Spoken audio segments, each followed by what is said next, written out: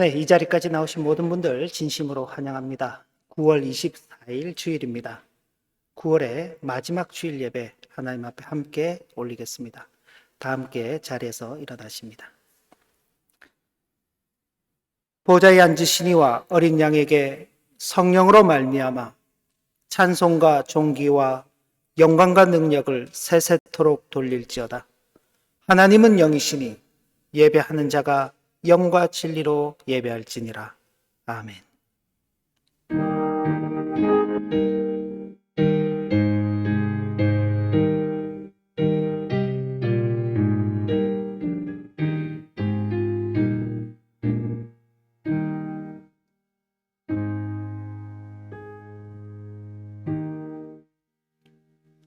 성부 하나님, 성자 하나님, 성령 하나님, 성삼일체이신 하나님을 찬양하며 경배합니다.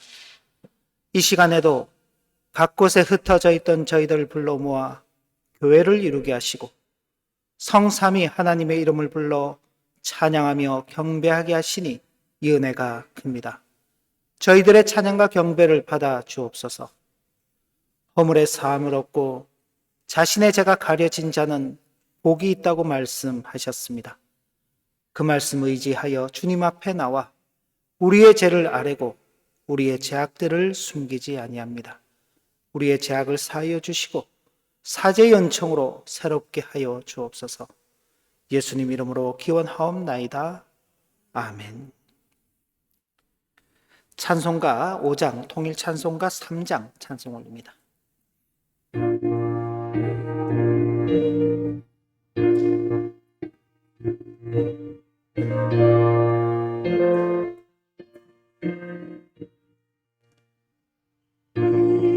이 천지감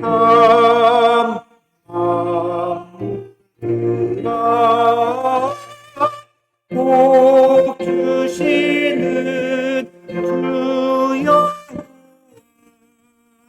전능성부 성자 성령 찬송하고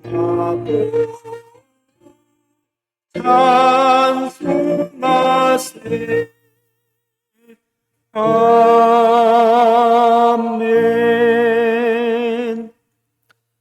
사도신경으로 우리의 신앙을 고백합니다.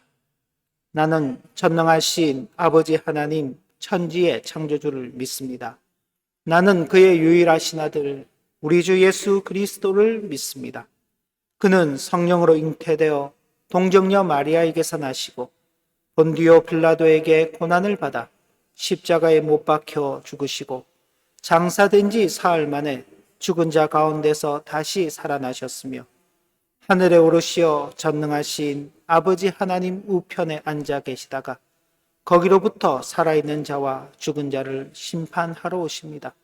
나는 성령을 믿으며 거룩한 공교회와 성도의 교제와 죄를 용서받는 것과 몸의 부활과 영생을 믿습니다. 아멘. 찬송가 42장, 통일 찬송가 11장 찬송 올립니다.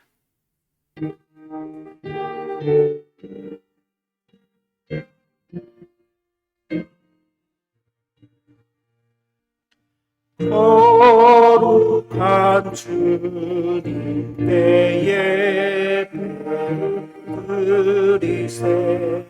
무릎을 꿇고서 영광 돌려 금 같은 순종과 향기로운 겸손을 주님께 바쳐서 경배하세. 주 앞에 삼가서 겸손히 행하며 주 너를 언제나 돌보시리. 말씀엔 위로와 기도의 응답을 내 갈 길 바르게 인도하리. 주 앞에 설 때에 두려워 말아라. 가난한 우리를 도우시리. 오베론 진리와 온유한 사랑 주님께 다 바칠 귀한 예물 떨면서 바치는 이 작은 예물도 주님은 귀하게 받으시리.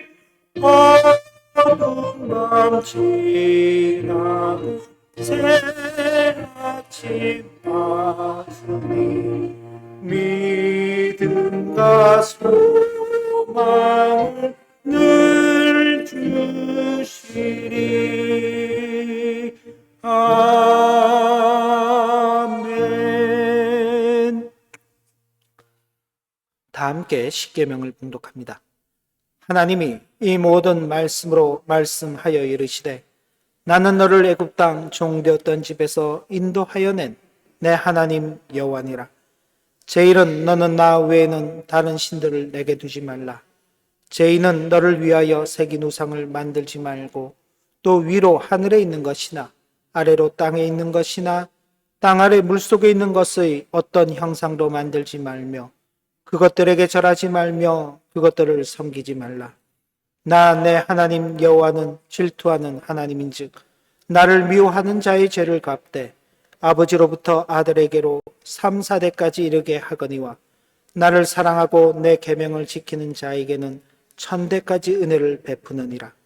제3은 너는 내 하나님 여호와의 이름을 망령되게 부르지 말라. 여호와는 그의 이름을 망령되게 부르는 자를 죄 없다 하지 아니하리라. 제4는 안식일을 기억하여 거룩하게 지키라. 엿새 동안은 힘써 내 모든 일을 행할 것이나 일곱째 날은 내 하나님 여호와의 안식일인즉 너나 내 아들이나 내 딸이나 내 남종이나 내 여종이나 내 가축이나 내 문 안에 머무는 객이라도 아무 일도 하지 말라. 이는 엿새 동안에 나 여호와가 하늘과 땅과 바다와 그 가운데 모든 것을 만들고 일곱째 날에 쉬었습니다. 그러므로 나 여호와가 안식일을 복되게 하여 그날을 거룩하게 하였느니라. 제5는 내 부모를 공경하라. 그리하면 내 하나님 여호와가 내게 준 땅에서 내 생명이 길리라. 제6은 살인하지 말라. 제7은 간음하지 말라. 제7은 도둑질하지 말라. 제9는 내 이웃에 대하여 거짓 증거하지 말라. 제10은 내 이웃의 집을 탐내지 말라. 내 이웃의 아내나 그의 남종이나 그의 여종이나 그의 소나 그의 낙이나 물은 내 이웃의 소유를 탐내지 말라. 예수께서 이르시되 내 마음을 다하고 목숨을 다하고 뜻을 다하여 주 너의 하나님을 사랑하라 하셨으니 이것이 크고 첫째 되는 계명이요 둘째도 그와 같으니 내 이웃을 내 자신같이 사랑하라 하셨으니 이 두 계명이 온 율법과 선지자의 강령이니라. 아멘. 자리에 앉으시기 바랍니다. 예배를 위해서 박명사모 기도하십니다.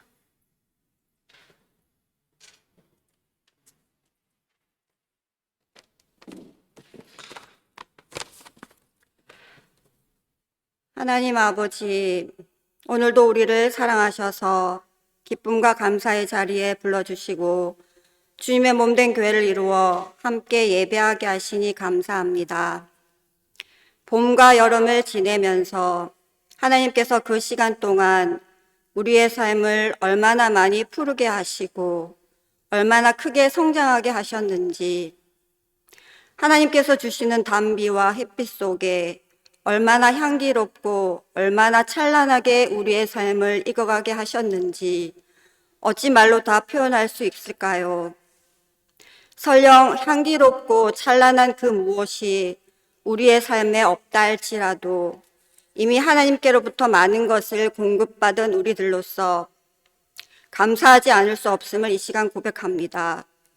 이제 무르익어가는 가을처럼 차분하고 겸허한 마음으로 그동안 살아온 시간들을 돌아보며 삶의 참 가치가 무엇인지 묵상하면서 남은 하반기도 살아가기를 소원합니다. 우리는 지난 몇 시간 동안 사도신경의 참 의미에 대해 교훈받고 있습니다. 교회의 성도로서 참 고백인 사도신경을 매 주일마다 진정한 마음의 고백으로 기도할 수 있는 은혜를 주신 것 감사합니다.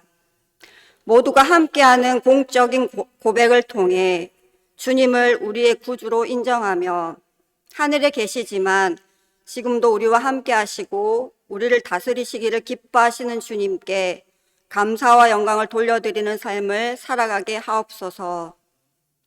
하나님 아버지, 세계의 평화를 위해 기도합니다. 하나님이 창조하신 세상에 더 이상 전쟁과 다툼과 분열로 인해 고통당하는 일이 없도록 도와주시고 분쟁이 일어날 수밖에 없는 여러 가지 갈등의 요소들이 조속히 해결되어질 수 있도록 하시고 정의와 공의가 회복되어지며 먼저는 위종자들의 마음과 생각을 감찰하셔서 평화를 향해 나아가도록 인도하여 주시옵소서. 교회를 사랑하시는 하나님, 시대가 변해가면서 참된 소식인 복음은 점점 사라져가고 성경을 참 진리로 인정하기보다는 하나님의 하나의 문자로 인식하려고 하는 시대 속에 우리는 살아가고 있습니다. 악한 어둠의 세력들을 이길 수 있는 강한 믿음을 주시고 먼저 우리가 성경을 잘 알고 하나님에 대해 바르게 알아갈 때에 주님의 나라가 더 확장되어질 수 있다는 사실을 기억하며 하나님 나라의 증인으로서 사명을 잘 감당하도록 이 땅의 교회와 성도들을 지켜주시옵소서. 함께 교회를 이룬 하나교회 성도들 또한 인생의 제일 된 목적인 하나님을 영화롭게 하며 그로 인해 즐거워하는 삶을 사는 것이 그 어떤 무엇과도 바꿀 수 없는 값진 일이라는 것을 알고 우리를 향해 오래 참으시는 하나님의 사랑을 가슴에 담고 어떠한 상황 속에서도 흔들리거나 시들지 않는 단단한 신앙인으로서 살아가도록 축복하여 주시옵소서.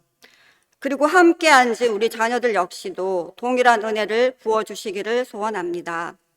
이제 하나님의 말씀을 듣기를 원하오니 귀와 눈과 귀를 말씀에 집중할 수 있도록 도와주시고 세우신 목사님 영육간에 강건케 하시고 오늘도 말씀의 선한 도구로 사용하여 주시며 말씀을 받는 우리들 역시도 받은 말씀의 교훈에 따라 새롭게 주어지는 한 주도 평안케 하옵소서. 창세 전부터 우리를 하나님 마음속에 담아두신 것 감사드리며 사제 칭의 새 생명을 허락하신 예수님 이름으로 기도드립니다. 아멘.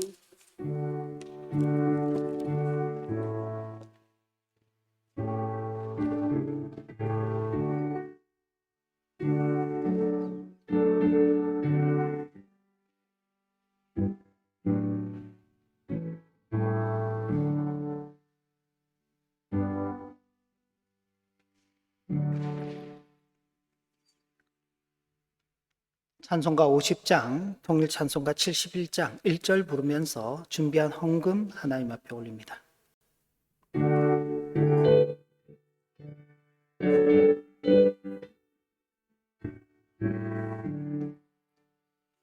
내게 있는 것을 아낌없이 사랑하고 주만 따라서 주께 드리네 주께 드리네 사랑하는 우주 앞에 드리네 아멘.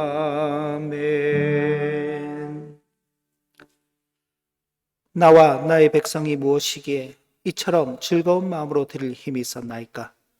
모든 것이 주께로 말미암아 싸우니 우리가 주의 손에서 받은 것으로 주께 드렸을 뿐이니이다. 하나님 아버지, 지난 한 주간 동안도 큰 은혜 가운데 지냈습니다. 먹고 마시고 입을 것을 아버지의 손에서 받았습니다. 이 시간 받은 것 가운데서 귀하게 구별하여 드립니다. 저희들의 손길들을 받아 주옵소서. 우리가 소유한 모든 것들이 우리의 것이 아니라 아버지 하나님의 것임을 고백하며 11주의 예물을 드립니다. 우리에게 베푸신 크고 귀한 은혜들을 기억하며 감사의 예물을 드립니다. 교회 안팎에서 일어나는 일들에 자원하여 참여하기 위한 예물들도 함께 드립니다. 한평생 성도로 살아가면서 받은 것 가운데서 귀하게 구별하여 드리는 이 일을 기쁨과 즐거움 또 감사와 감격으로 잘 감당하며 살게 하여 주옵소서. 우리들에게 허락하신 자녀들이 저희들의 구별된 삶을 잘 보고 배우게 하셔서 주님 오시는 그날까지 주님을 잘 섬기는 귀한 믿음을 이어가게 하옵소서.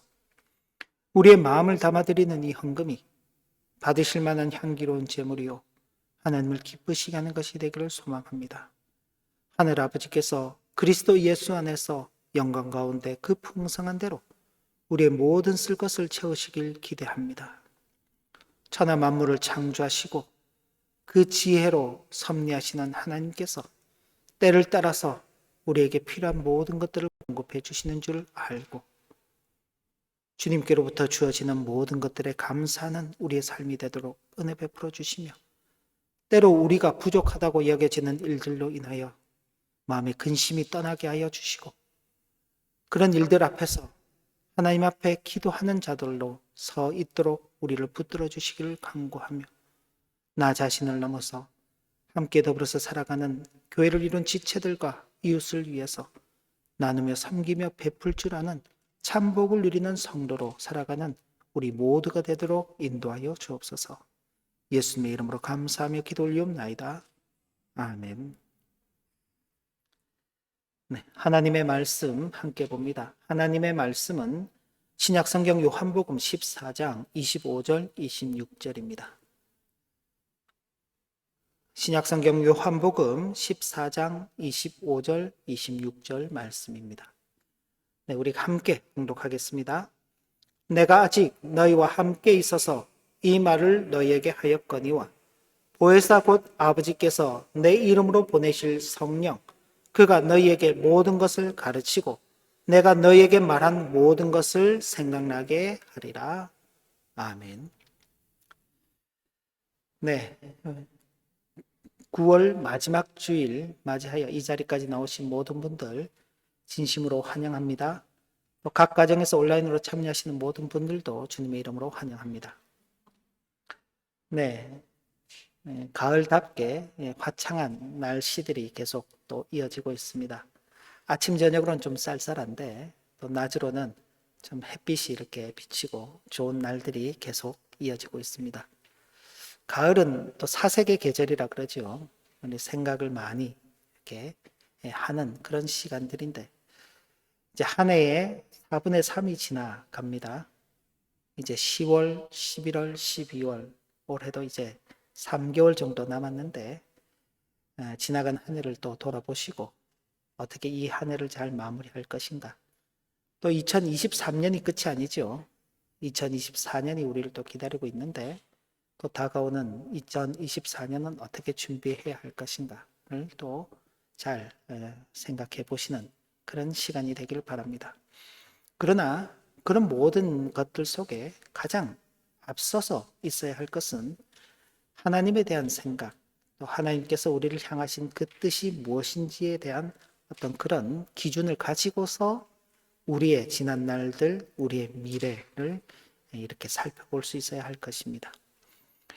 오늘 사도신경 강의 8번째 시간입니다.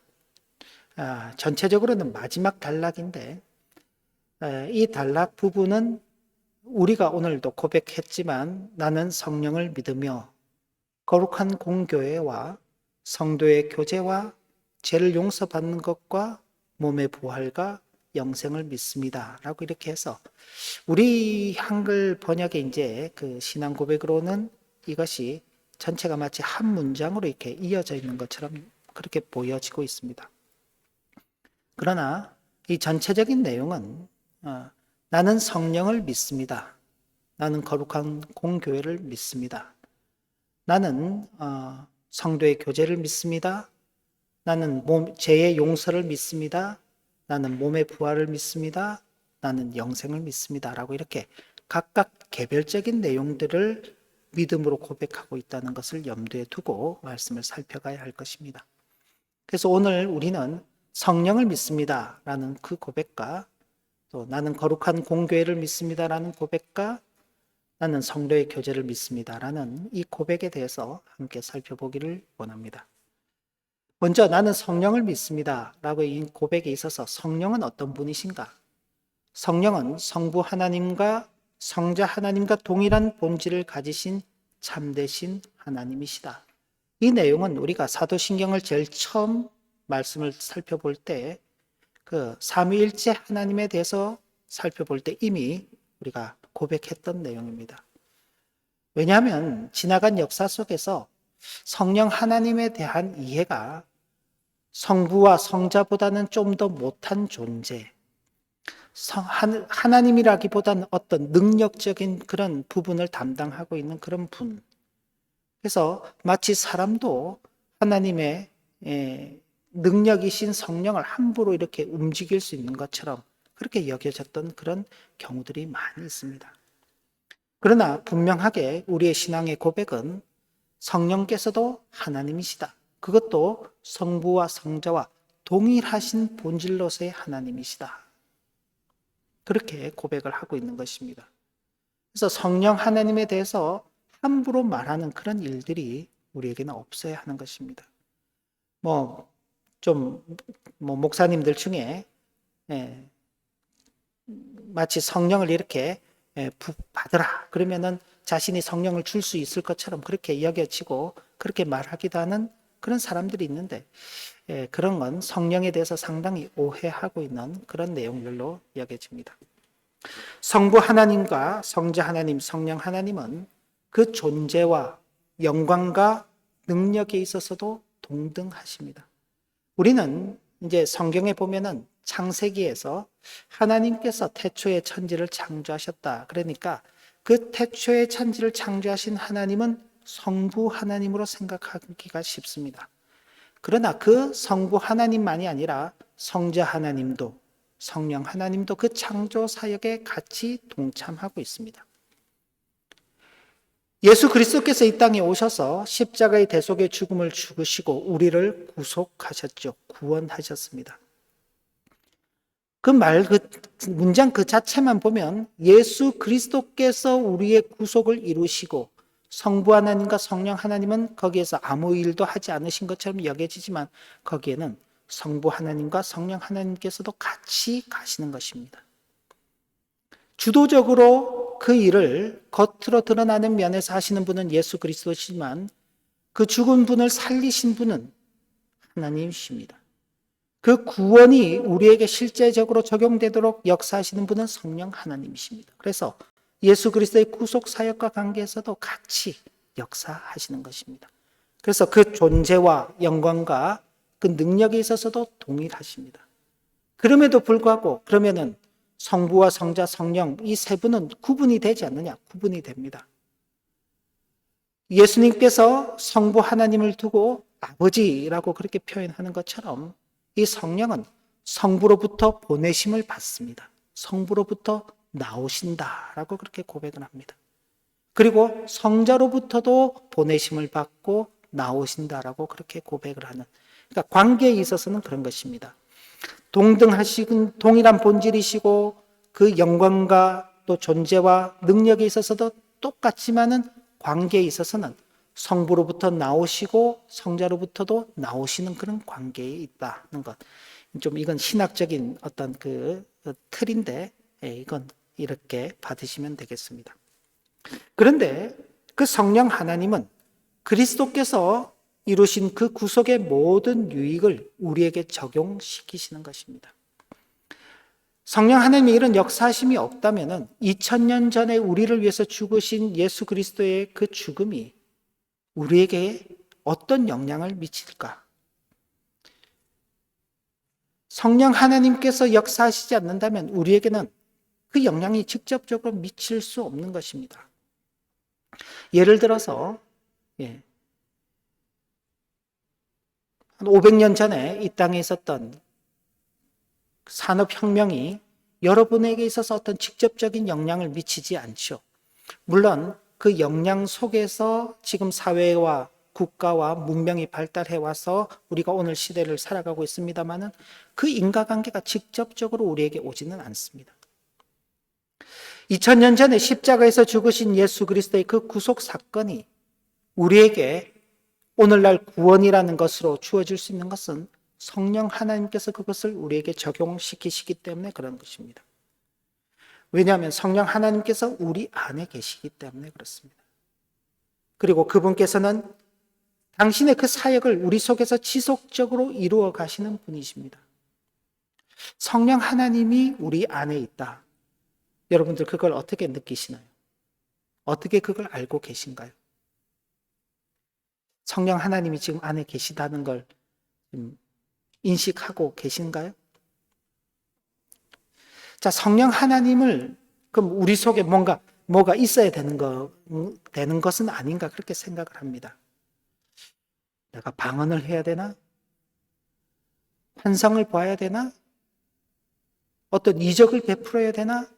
성령이 있다면 뭔가 그런 걸 생각하게 됩니다. 그런데 성령을 모신 사람이 어떤 사람이냐? 우리 성경을 보면 고린도전서 12장 3절을 보면 누구든지 성령이 아니고서는 그리스도를 주라고 고백할 수 없다라고 그렇게 말하고 있습니다. 예수 그리스도가 나의 구주라고 고백하는 사람들은 이미 성령이 그 안에 있는 사람들입니다. 그리고 그것이 외적으로 드러나는 것은 세례입니다.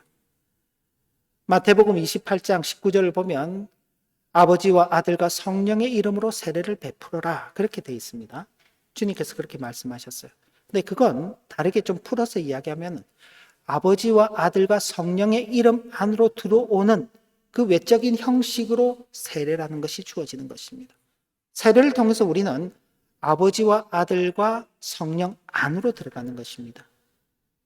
우리만 안으로 들어가는 것이냐? 그렇지 않죠. 포도나무와 가지의 비유를 보면 요한복음 15장에 포도나무와 가지의 비유를 보면 나는 포도나무여 너희는 가지다라고 말씀하시며 포도나무와 가지가 연결되어 있는 걸 두고 내가 그 안에 그가 내 안에 있는 것이다. 그러면 그가 열매를 맺는다. 그잖아요. 여러분들께서 나무에 붙어있는 가지를 잘라 보십시오. 그 가지는 땅에 버려져서 말라서 비틀어져 버리고 아무런 열매를 맺지 못합니다. 근데 잘라진 가지라도 젖붙임을 하지요. 나무에 젖을 딱 붙여서 이렇게 붙여놓으면 그 나무가 붙어서 다시 살아나는 것입니다. 우리가 예수 안에 있다는 것, 성령이 우리 안에 계시다는 것, 바로 그런 면에서 확인하게 되는 것입니다. 그러면서 성령께서 당신의 사역을 지속해 가시는데 오늘 우리가 읽은 본문에도 보면 어떻게 되어 있나요? 본문 한번 보여주실래요? 26절에 보면 이렇게 되어 있습니다. 보혜사 곧 아버지께서 내 이름으로 보내실 성령 그가 너희에게 모든 것을 가르치고 내가 너에게 말한 모든 것을 생각나게 하시리라. 성령께서 오셔서 우리로 하여금 주님께서 말씀하시고 가르쳐 주시고 남기신 모든 것들을 생각나게 하고 그 말씀을 따라서 살아가게끔 하신다. 성령 하나님께서 이렇게 역사하시는 것입니다. 주님께서 승천하시면서 제자들 남겨두시면서 이렇게 말씀하셨습니다. 오직 성령이 너희에게 임하시면 너희가 권능을 받고 온 유대와 예루살렘과 사마리아와 땅끝까지 이르러 내 증인이 되리라. 성령의 그 권능이 우리에게 임하시면은 성령의 그 능력에 따라서 우리가 살아가게 되는데 땅끝까지 이르러 복음을 전하는 그 삶을 살아가게 될 것이다. 바로 성령께서 우리 속에서 역사하시면서 그 사역을 계속 이루어 가시는 것입니다. 이 고백을 하는 성도들은 성령 하나님의 인도하심을 따라 살아가기를 소망하여야 하는 것입니다. 저와 여러분들은 바로 그런 성령 하나님과 함께하며 그 성령 하나님의 인도하심을 따라 살아가기를 소망하는 것입니다. 그런데 어떻게 하느냐? 성령의 힘으로 온전하고 준비된 그리스도적인 품성이 드러나는 삶으로 드러나야 하는 것입니다. 세상의 욕심을 따라서 사는 것이 아닙니다. 헛된 이 세상의 삶을 추구하면서 살아가는 것이 아닙니다. 절제하고 자기 욕심을 버리고 거룩을 이루는 삶을 살아가야 하는 것입니다. 화평을 구하면서 살아가야 하는 것입니다. 용서하면서 살아야 하는 것입니다. 인내하며 살아야 하는 것입니다. 사랑하면서 살아야 하는 것입니다. 자기의 것을 나누며 베풀며 살아가야 하는 것입니다. 이게 그리스도적 품성이 우리 속에서 드러나는 삶인 것입니다.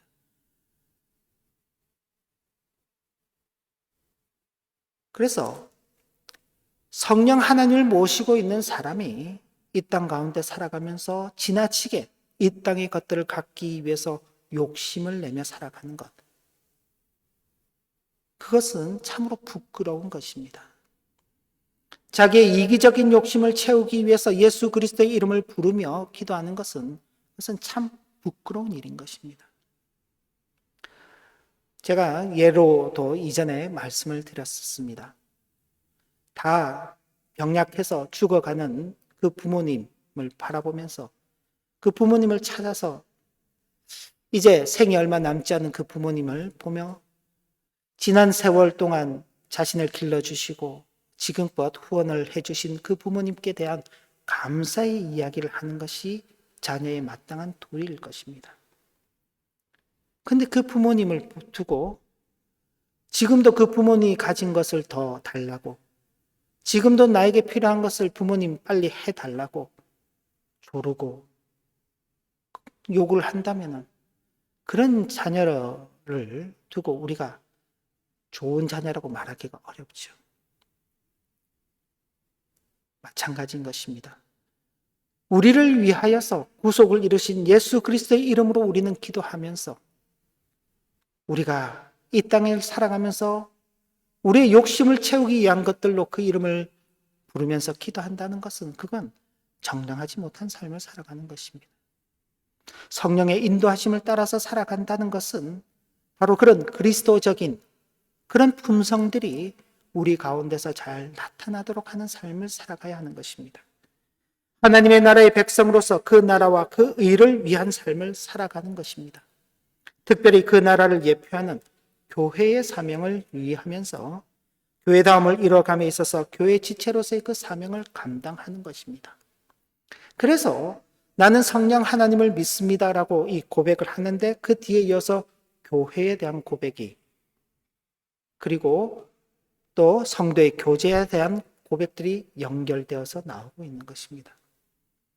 그리고 그 교회와 성도의 교제에 대한 고백이 끝난 다음 우리 기독교 신앙에 있어서의 중요한 핵심 요소들인 재용서와 부활과 영생에 대한 내용들이 나오는 것입니다. 나는 거룩한 공교회를 믿습니다 라고 그렇게 고백을 합니다. 교회가 무엇인가? 그저 사람들이 모여서 우리가 하나의 공동체를 만들어서 그 공동체를 이루면 그게 교회인가? 그럼 사람이 만들지 않으면 그건 교회가 아닌가? 교회에 대한 어떤 그 개념들을 잘 가져야 되는데, 교회란 그리스도의 구속 사역에 근거하여서 성령 하나님의 사역과 말씀으로 그리스도께서 이 땅 위에서 얼마든지 불러 모으시는 하나님의 백성들로 이루어진 공동체를 가리키는 것입니다. 그러니까 저와 여러분들은 그리스도께서 그 성령과 말씀으로서 역사하셔서 불러 모아 이 자리에 모여 하나의 공동체를 이룬 것입니다. 우리가 이 모여있는 하나 교회라는 이 공동체의 가장 중요한 것은 예수 그리스도께서 우리를 위하여서 십자가의 대속을 죽으심으로 우리의 구속을 이루셨다는 그 사실에 근거한 것입니다. 그리고 하나님께서 우리를 불러 모아 하나의 교회를 세워가도록 만드신 것입니다. 창조 이래로 항상 교회는 있어 왔습니다. 창조 이래로 교회 그러면은 사도행전을 펼치면은 비로소 그제서야 교회라는 이름들이 나옵니다.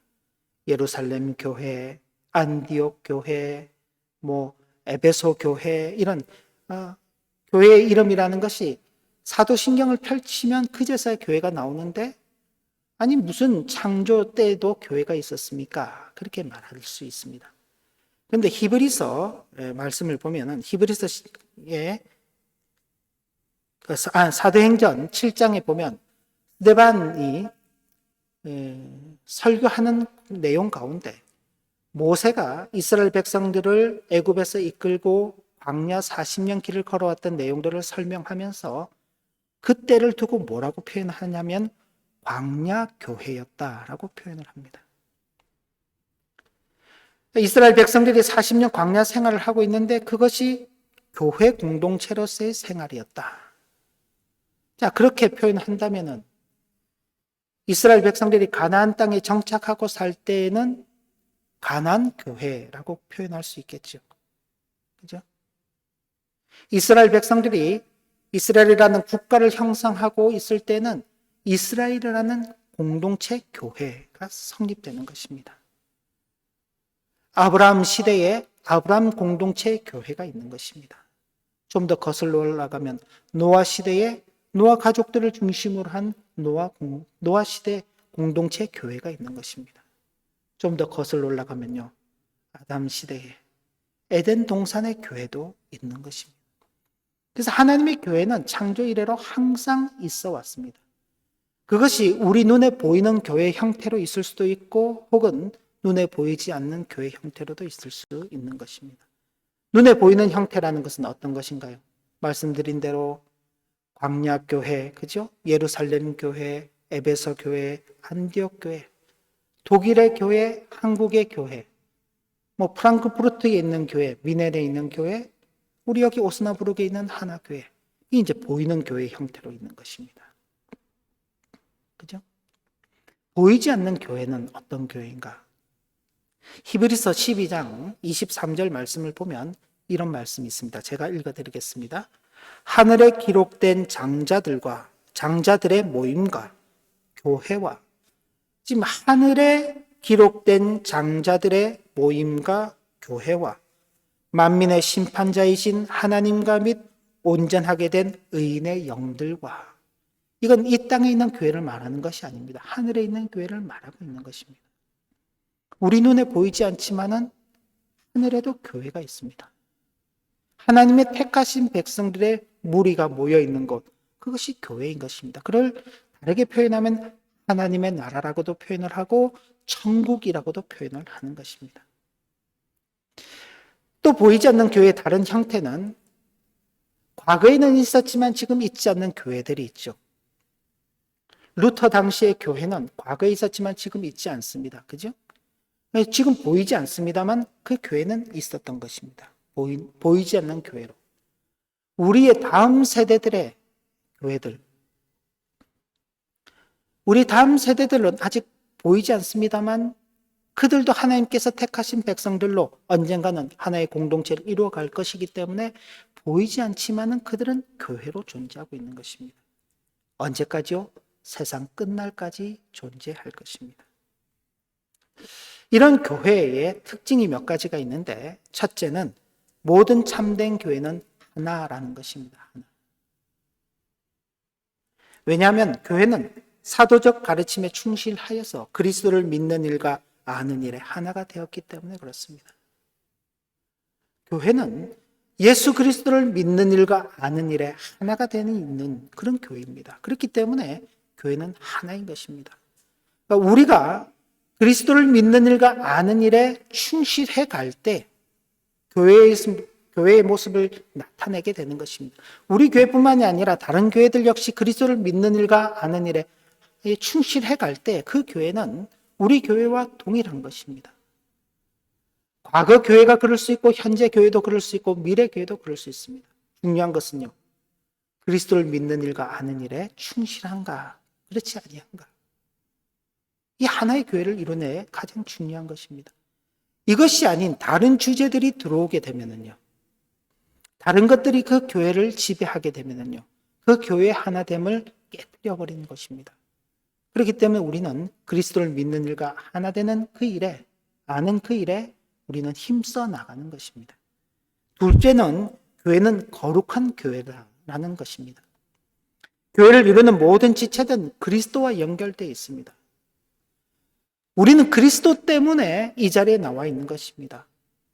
그리스도께서 우리의 모든 죄를 다 용서해 주시고 우리를 의롭다 해 주셨기 때문에 감히 이 자리에 나와 있는 것이지, 그리스도의 의가 없다면요, 우리는 이 자리에 나올 수 없는 것입니다. 죄와 허물을 가지고는 하나님 앞에 나올 수가 없습니다. 그런데 예수 그리스도께서 십자가의 죽으심으로 우리의 모든 죄와 허물을 사하여 주셨기 때문에 우리는 그 의를 덧입어서 의롭다 하심을 받아서 이 자리에 나와 있는 것입니다. 그래서 저와 여러분들은 성도라는 이름을 가지는 것입니다. 거룩한 무리죠, 거룩한 무리. 그 거룩한 무리가 모여있으니 교회는 거룩한 것입니다. 셋째는 교회는 보편적 교회입니다. 공교회라고 말할 때 이 공교회는 가톨릭 처치를 말하는 것입니다. 보편적 교회 혹은 우주적 교회라고 그렇게 표현합니다. 보편적이란 말은 제한적이란 말과는 반대되는 개념입니다. 제한적이란 의미는 어떤 것이냐? 구약, 이스라엘, 유대인, 제사 이런 것들입니다. 제한적이죠.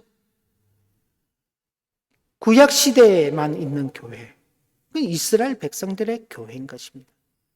혹은 또 이스라엘 사람들만 가는 교회, 유대인들만 가는 교회.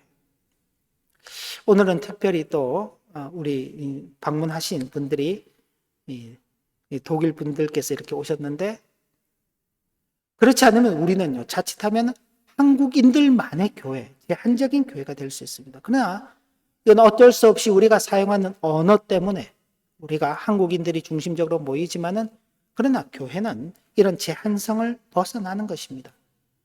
우리 주님께서 이 땅에 오심으로 말미암아 이 모든 것들이 다, 이 제한적인 것들이 다 허물어진 것입니다. 주님께서 이루신 그 십자가의 대속의 사역이 유대인과 이방인의 그 담을 허물어 버리셨습니다. 구약 시대에는 유대인과 이방인이 막혀 있었어요.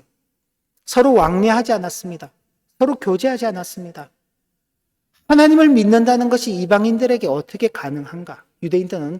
유대인들만, 자신들만이 하나님을 섬길 수 있는 특권을 가졌다고 생각했습니다. 그러나 예수 그리스도께서 오시고 그의 죽으심과 부활하심과 승천하신 이후에 성령께서 이 땅에 오셔서 어떻게 됐나요? 제자들에게 말씀하신 대로 성령이 임하게 되니까 제자들이 곳곳으로 나가서 유대와 사마리아와 땅끝까지 이르러 복음을 증거함으로 곳곳에 교회가 세워지게 되는 것입니다. 보편적 우주적 교회가 있게 된 것이죠. 그때에만 교회가 있는 것이 아닙니다. 2000년 전에도 교회가 있었고 1000년 전에도 교회가 있었고 500년 전에도 교회가 있었고 지금도 교회가 있고 앞으로도 교회가 있을 것입니다. 이게 보편적 교회인 것입니다. 유대인이나 헬라인이나 종이나 자유자나 남자나 여자나 할 것 없이 다 그리스도 안에서 하나가 되게 하신 것입니다. 그러니까 교회 안에는 제한이 없는 것입니다. 교회 공동체 안에 들어오는 모든 구성원들은 제한이 없는 것입니다. 남자라고 들어오고 여자라고 못 들어오는 것이 없습니다. 어른이라고 들어오고 아이라고 못 들어오지 않는 것입니다. 부자라고 들어오고 가난하다고 못 들어오지 않습니다. 똑똑하면 들어오고 좀 지식이 모자라면 못 들어오고 그러지 않습니다. 교회는 모든 사람들이 다 용납되는 곳입니다. 왜? 보편적 교회이기 때문에 그렇습니다. 이 고백을 하는 성도들은 자신이 속해 있는 교회의 성격을 바르게 이해해야 하는 것입니다. 우리는 그리스도의 구속 아래에 하나님의 택하신 가운데 교회로 함께 모여져 있다. 우리 모두는 동일한 자들이다. 예수 그리스도의 속죄함이 없다면 우리는 지금도 죄와 허물 속에서 영원한 멸망 가운데서 살 자들이지만 그분의 은혜로 말미암아 우리는 새 생명을 얻은 자들로 이 자리에 나와 있다. 나도 새 생명을 얻은 자고 내 옆에 앉은 사람도 새 생명을 얻은 자들이다. 죄와 허물만 보지 말고 그가 예수 그리스도로 말미암아 얻게 된 그 새로운 생명을 볼 수 있어야 하는 것입니다. 사람의 어떤 그림자를 보지 말고 사람에게 비춰지는 그 하나님의 영광을 볼 수 있어야 하는 것입니다. 그래야지 그 사람이 존귀하게 보이는 것입니다. 그러지 않고 그 그림자를 보게 된다면요, 사람의 부족함만 보이는 것입니다.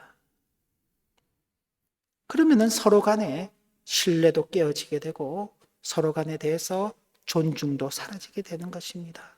이해할 수 없게 되고 서로를 용납하게 할 수 없게 되는 것입니다. 그럼 교회는요, 분란이 일어나게 되는 것이죠. 서로가 자기의 자랑만을 내세우고 자기의 능력만을 내세우고 자기의 힘만을 내세우게 되면 그건 교회가 아닌 것입니다.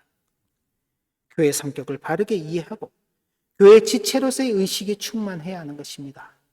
나는 그리스도 예수의 구속으로 말미암아 이 교회의 한 일원이 되었다. 이 공동체를 바르게 세워가기 위해서 교회의 특징들을 알고 그 속에서 내 역할들을 감당해야 할 것이다. 어떻게 우리가 속한 교회가 참되고 거룩한 보편적 교회로서 존재할 수 있도록 우리 각자가 받은 은사, 그 기회들을 선용하는 싸움을 싸워가야 하는 것입니다. 그래서 이 땅에 있는 교회를 이렇게 또 표현합니다. 전투하는 교회. 어떤 전투냐?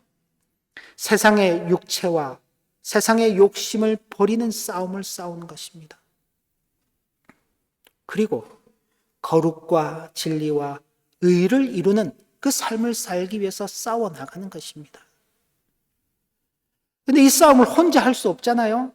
혼자 하기 힘들어요. 그래서 성도의 교제라는 것이 있는 것입니다.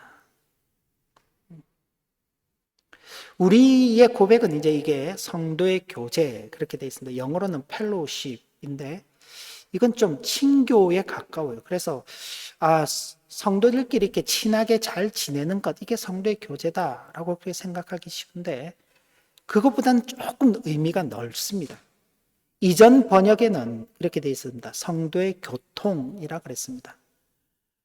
영어로는 커뮤니언인데 커뮤니언은 연합이라는 의미도 있고 성찬식이라는 의미도 있습니다. 조금 더 이제 의미가 조금 더 넓지요. 나는 성도의 교제를 믿는다라고 말할 때 성도들끼리 친교하는 게 아니라 성도가 서로 연합되어 있다. 하나로 뭉쳐져 있다. 연결되어 있다라는 그런 의미를 조금 더 확대하시면 되겠습니다. 그래서 진정한 성도의 교제는 사람끼리의 교제가 아니다. 친교가 아니다. 친목 도모가 아니라는 것입니다. 우리가 예배 마치고 나면은 마지막 보면은 성도의 교제 이렇게 하시죠. 이렇게 이제 합니다. 이제 서로 인사하고 잘 지내셨습니까? 오랜만에 뵙습니다. 반갑습니다. 그죠? 별일이 없나요? 이런 차원이 성도의 교제가 아닌 것입니다. 이 차원보다 좀 더 올라가야 하는 것입니다.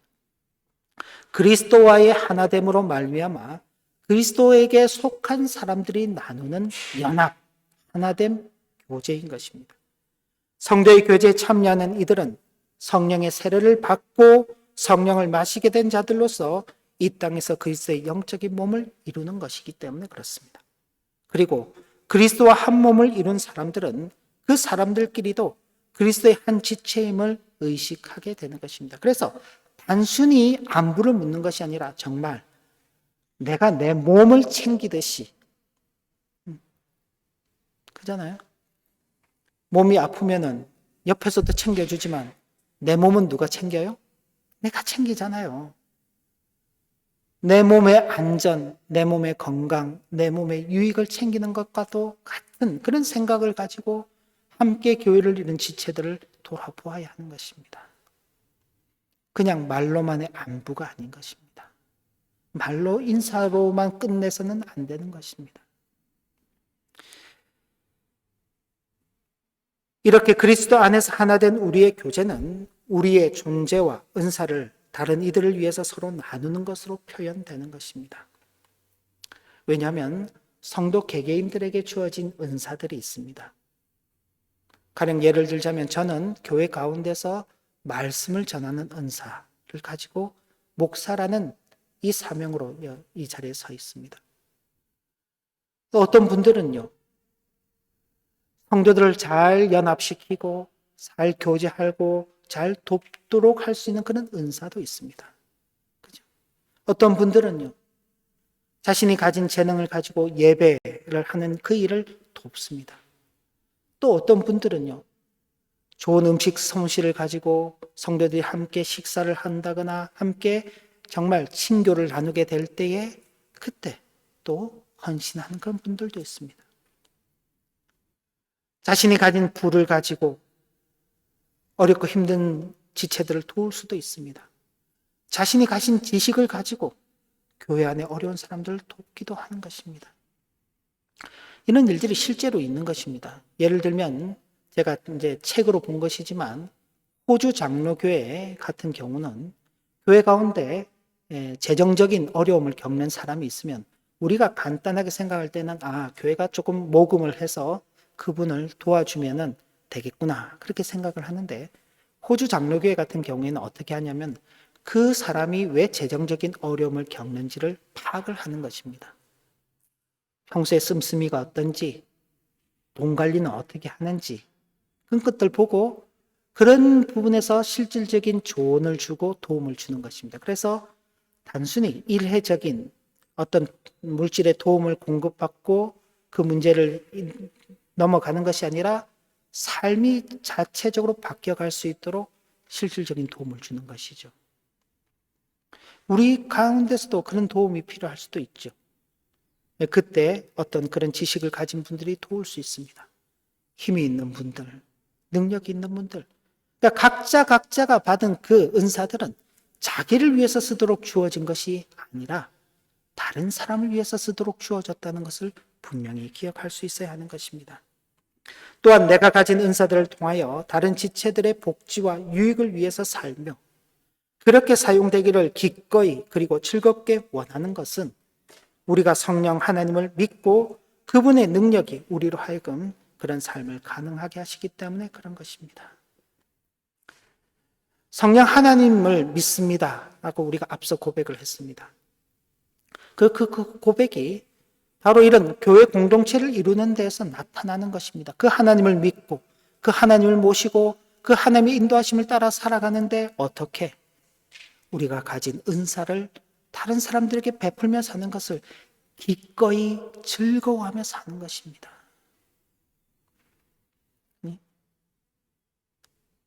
주변에 보면은 내가 도와줘야지 하는 이 마음을 계속 가지셔야 되는 거예요. 누가 나 좀 도와주지 않나 이 생각 말고 도움이 있는 사람이 있는지를 찾아 나서야 하는 것입니다. 교회를 부지런히 살펴봐야 하는 이게 성도의 교제인 것입니다. 가만히 손 놓고 기다리면서 도와달라 그러면 한번 생각해보고 내가 도와주지 그런 것이 아니라 보다 더 적극적으로 돕기 위해서 나설 수 있는 그런 마음가짐이 우리에게 필요한 것입니다.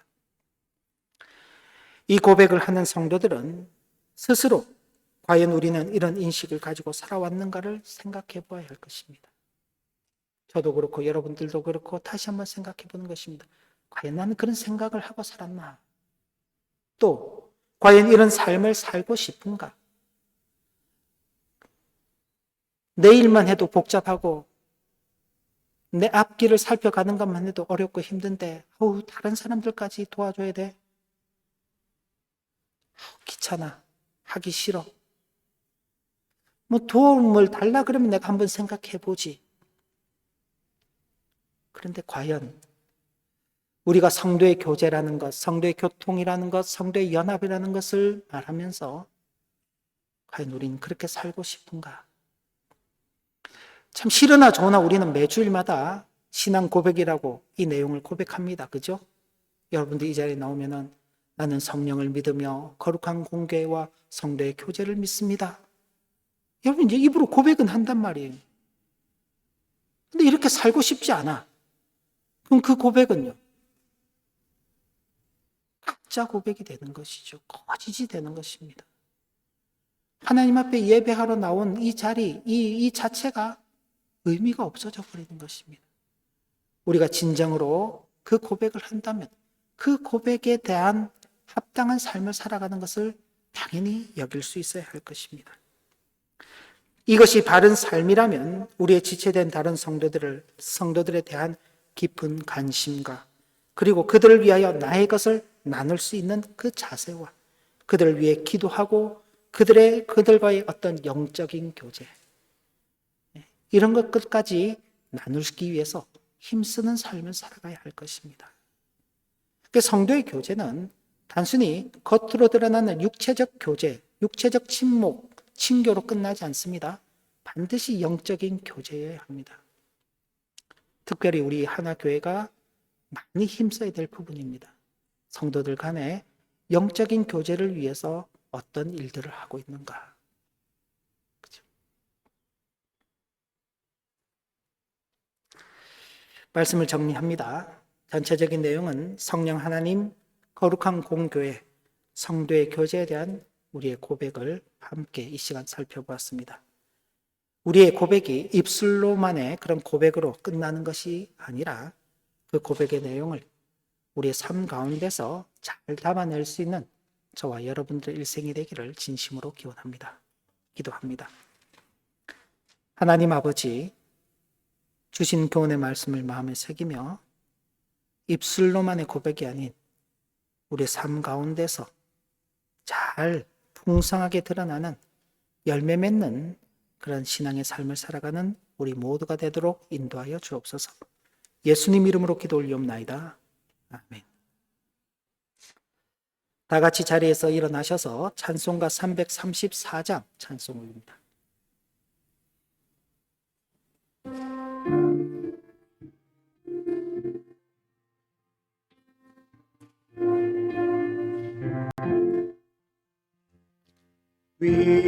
위대하신 주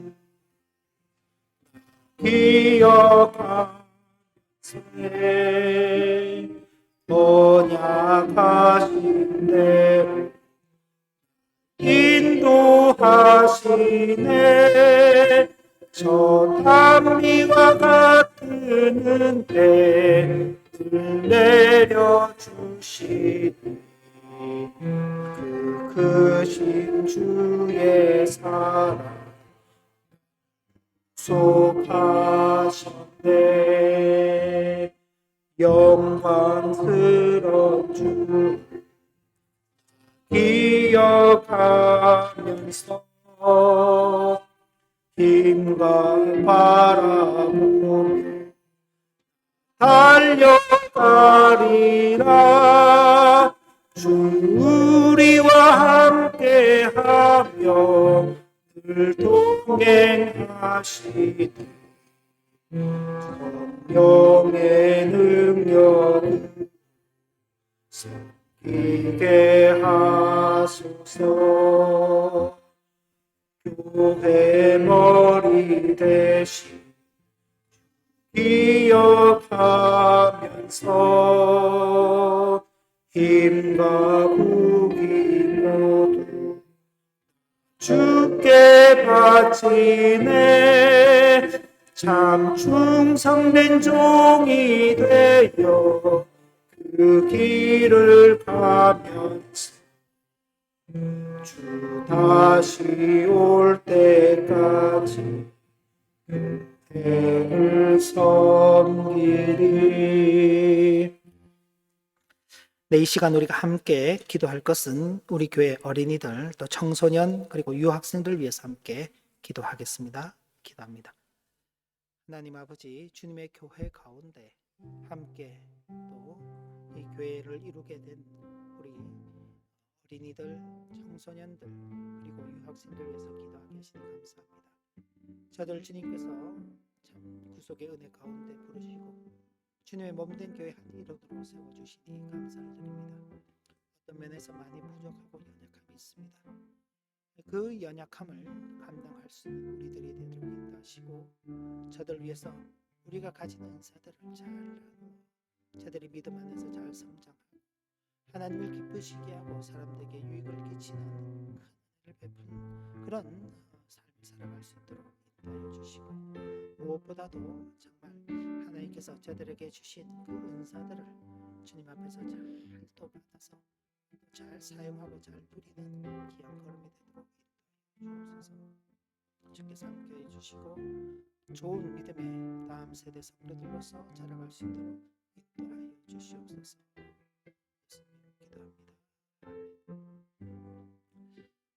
하나님 아버지, 우리 하나 교회 가운데 어린이들 그리고 또 청소년들, 유학생들이 함께 있게 하시니 감사를 드립니다. 저들을 또 돕는 것이 또 우리의 책임과 사명입니다.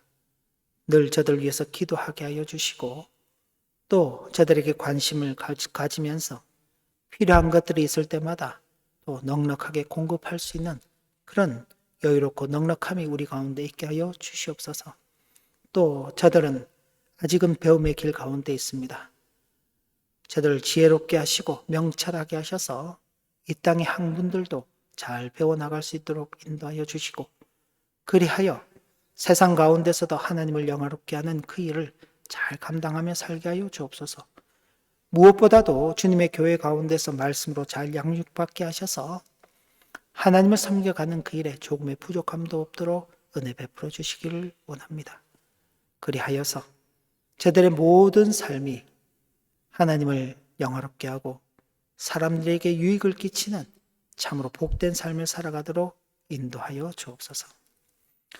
주 예수 그리스도의 은혜와 아버지 하나님의 크신 사랑과 성령의 감동하시고 교통하심이 주어진 말씀을 마음에 새기며 주님의 몸된 교회 가운데서 받은 은사를 따라 성령 하나님의 인도하심을 따라 살아가기를 소원하는 모든 주의 종들 위해 이제로부터 영원까지 함께 하시기를 축원하옵나이다.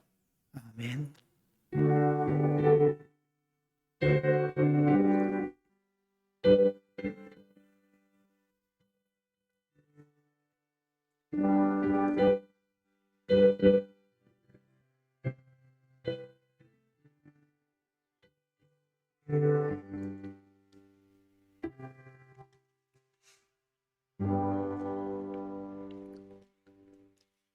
네, 예배를 마쳤습니다. 자리에 앉으시면서 주위를 둘러보시며 함께 또 인사 나누시겠습니다.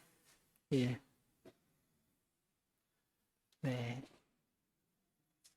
예, 낯선 분들이 계신데 제가 아까 유집사님께 소개받기는 이전에 몇 해 전에 우리 하나 교회에서 이렇게 좀 신앙생활을 하시던 그런 분이었는데 오스나브룩을 잠깐 떠났다가 잠시 방문하게 되어서 우리 또 하나 교회를 기억하고 이렇게 오늘 방문해 주셨습니다. 두 분, 예, 잠시 이런 우리 vielen Dank für ein Besuchen. 야, 야. 예, 박수 우리 환영하겠습니다. 아시는 분들은 예배 마치고 또 반갑게 또 인사 나누시면 되겠습니다. 예, 9월 10분 말씀 일기 이제 사도행전 마지막 부분들을 살펴가고 있습니다. 사도행전 마지막 그리고 끝나면 유다서 말씀을 또 살펴갈 것입니다. 개인적으로나 가정적으로 어려운 일들이 있으면 교회로 알려주시길 바라고요. 오는 금요일이 추석입니다. 뭐 여기야 추석이랑 별 큰 상관은 없습니다만은 그래도 뭐 우리 또 명절이니까 마음으로 또 좋은 시간을 그렇게 보내시고 가족들과 또 좋은 또 그런 시간을 보내시기 바랍니다.